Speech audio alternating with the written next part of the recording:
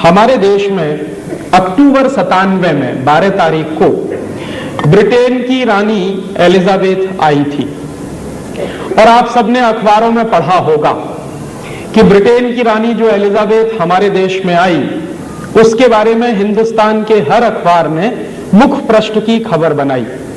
भारत सरकार की तरफ से भी काफी प्रचार किया गया और लगभग एक सप्ताह तक हिंदुस्तान सरकार के दूरदर्शन और आकाशवाणी पर सिर्फ रानी एलिजाबेथ की खबर ही महत्वपूर्ण खबर मानी जाती थी।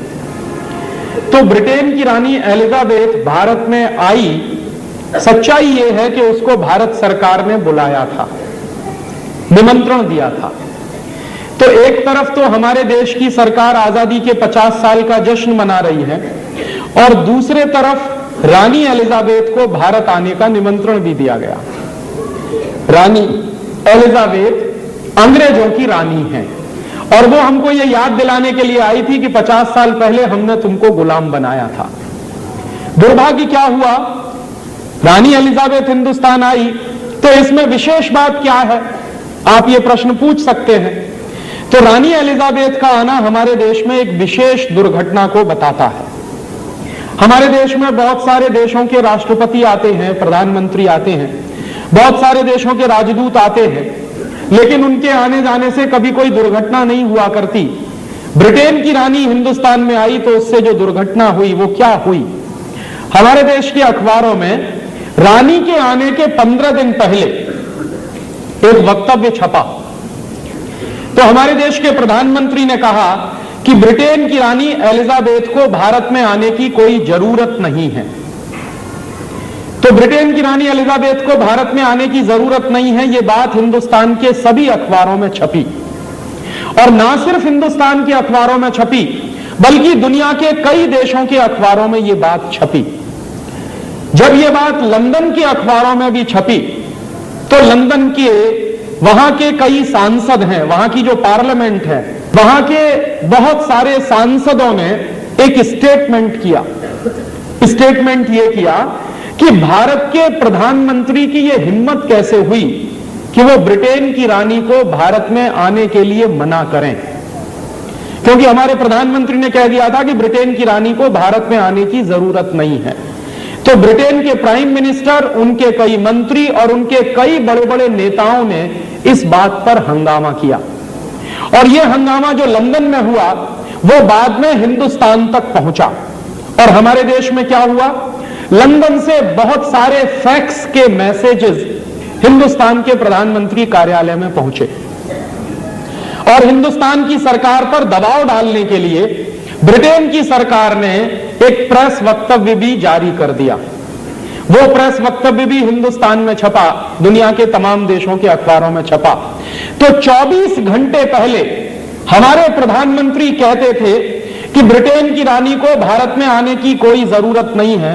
मात्र 24 घंटे के बाद हमारे प्रधानमंत्री ने एक दूसरा वक्तव्य दिया कि ब्रिटेन की महारानी को हिंदुस्तान में आने के लिए भारत सरकार स्वागत करेगी।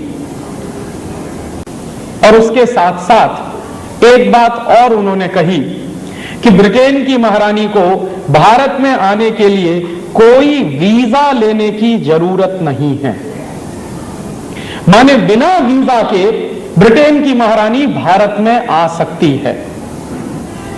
तो हमारे देश के प्रधानमंत्री की गुलामी की हालत का आप अंदाजा लगाइए कि 24 घंटे पहले एक बात कह रहे हैं और 24 घंटे के अंदर आपको वक्तव्य बदलना पड़ा और उनके स्वागत की तैयारी भी करनी पड़ी। ब्रिटेन की महारानी आई, 12 अक्टूबर को दिल्ली में उतरी तो पुलिस के किसी भी बड़े अधिकारी ने ब्रिटेन की महारानी का वीजा पूछने की हिम्मत नहीं की। कानून जानते हैं क्या है?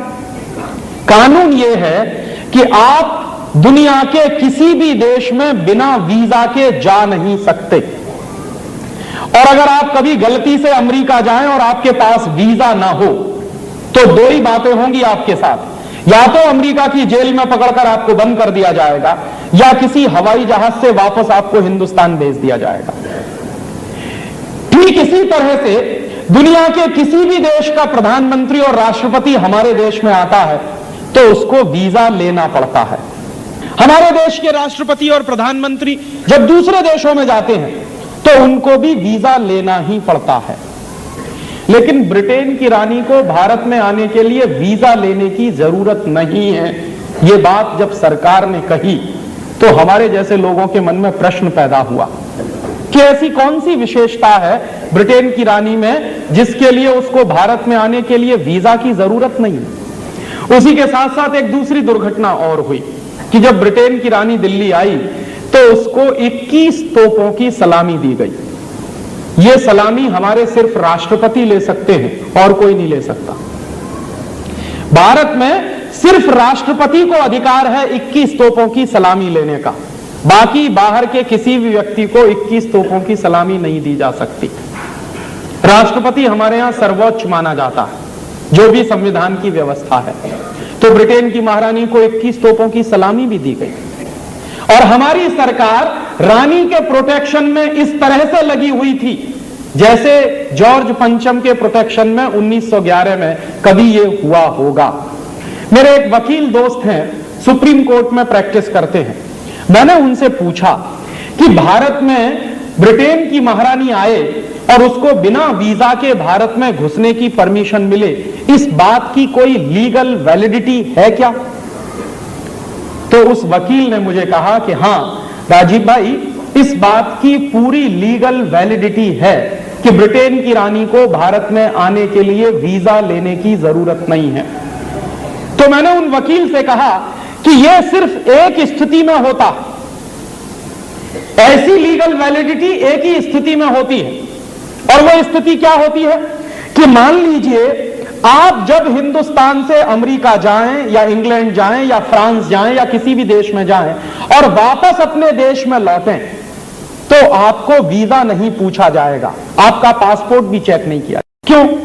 क्योंकि आप अपने ही देश में वापस लौट रहे हैं।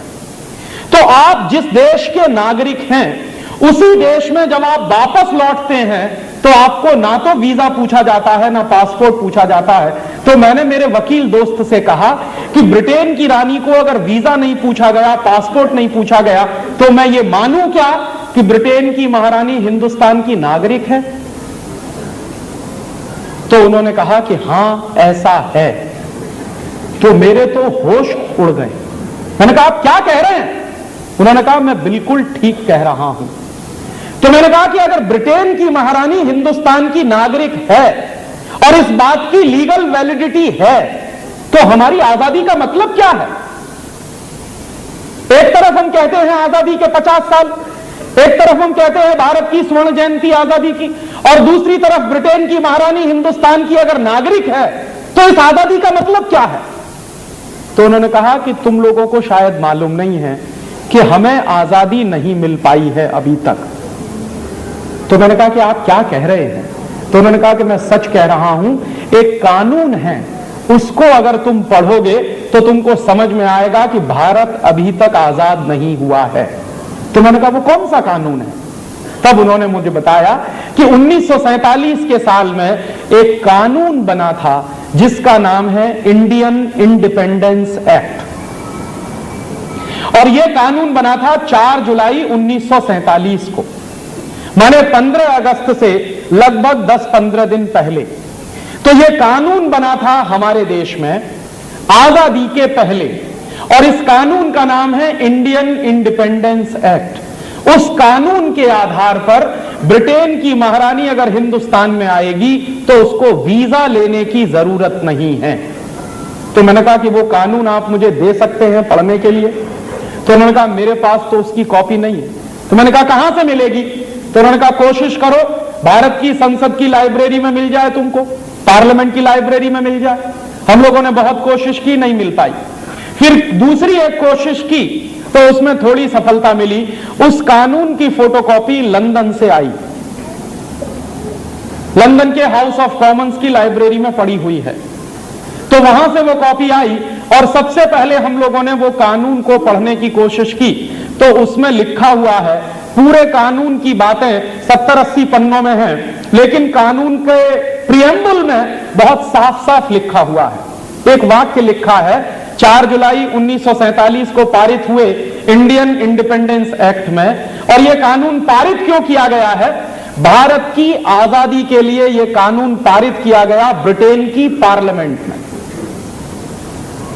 माने हमको आजादी मिल रही है तो हमारी आजादी का कानून विदेशी संसद में पारित हुआ है। और अगर हमारी आजादी का कानून एक विदेशी संसद ने पारित किया है तो वो विदेशी संसद अगर उस कानून को वापस ले ले तो हमारी आजादी का क्या होगा? क्योंकि जो संसद कानून पारित करती है वही संसद उस कानून को वापस भी ले सकती है।